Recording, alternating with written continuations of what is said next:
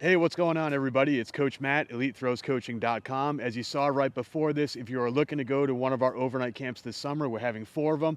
Make sure to go to my profile and click the link. They are selling out very, very quickly. One is already completely sold out, but we are going to be in the Northeast, Pennsylvania, Massachusetts, so we're basically going to hit all of New England.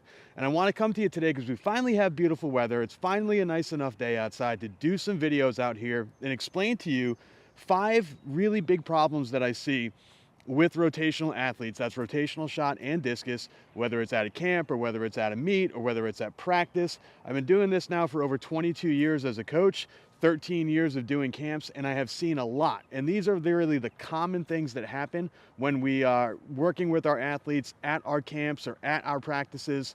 We see these happen a lot. So let's go through the number one, biggest one, is that the athletes do not get enough weight on their pivoting foot when they're in the back of the circle.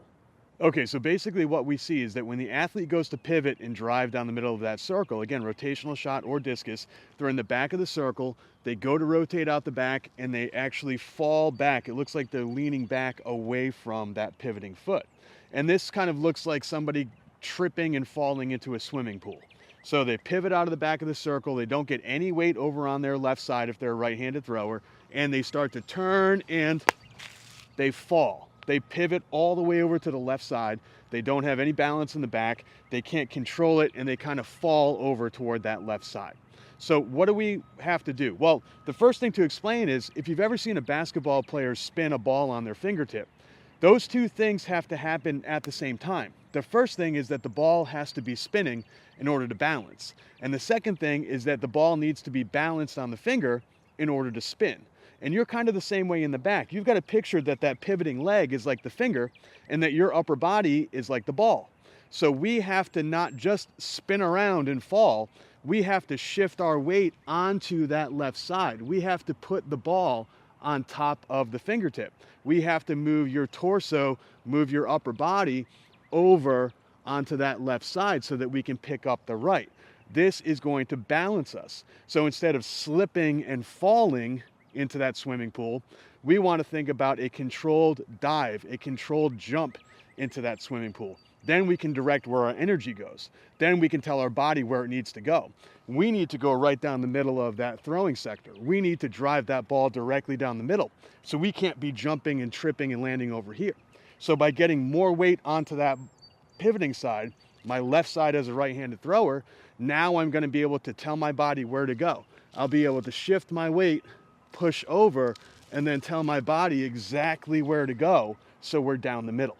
All right, now if you're having trouble with this, probably the easiest thing that you can do is take a javelin or take something that can kind of go in the ground over toward their pivoting side. So if you're in a discus cage, you can tell the athletes to reach out and try to touch the cage.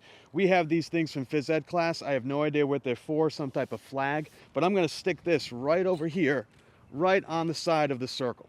Now I've got a target to reach for. Now, am I actually going to be able to reach out and touch it? Maybe, but it's going to give me that idea. And what you're going to see is some of your athletes, or maybe you, if you're watching this for yourself, you're going to go to pivot out of the back and they might actually kind of fall and lose their balance that way. That's okay as of now because we want to get our weight over. We want them to kind of sometimes find out how far is too far. But I'm going to reach for this object. So shot up against my neck, I'm going to try to reach. I'm not going to be back here. I'm going to try to reach my hand all the way over and touch that. So we're going to reach the hand over and you can see what happens. Now I'm balanced on that pivoting foot. If I were to try to do this without reaching, that's when you start to fall. So you can use a target outside the circle, super, super easy. If you have a teammate, you can actually have your teammate hold their hand out, like you're going to try to reach out and give them a high five, or reach out and touch their hand. If you can do it, they might be able to back up a little bit, and then it's going to be even harder for you to reach, harder for you to get over, but you're going to be more balanced on that pivoting leg.